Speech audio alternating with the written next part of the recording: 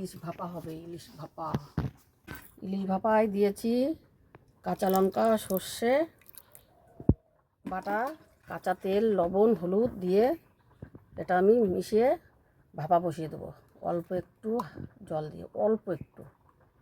আর কচু শাক দিয়ে চিংড়ি মাছ দিয়ে কচুর পাতা বাটা।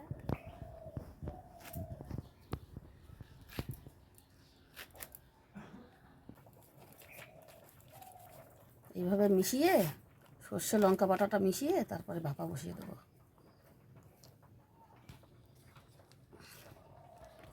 ওখানে গরম গরম ভাত হচ্ছে, ভাত হলে পর মোটামুটি রান্না হয়ে গেলে খাওয়া শুরু।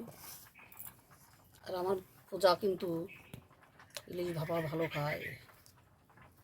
ইলিশের যে কোনো জিনিস, ইলিশ যে কোনো জিনিস না, ইলিশ যে কোনো ইলিশ, মানে ইলিশ যে কোনো রান্না। ইলিশ যে কোনো রান্না, তাই তো? হ্যাঁ, ছোট এমন না বড় ইলিশ খেতে হবে, ছোট বড় ইলিশ হলেই হলো আমার। এই যে জ্যান্ত চিংড়ি এখনো। আর এগুলো কি বাগদা না গলদা চিংড়ি? এগুলো এইগুলো কি বলে, হন্যি চিংড়ি, আর এগুলো গলদা। আমি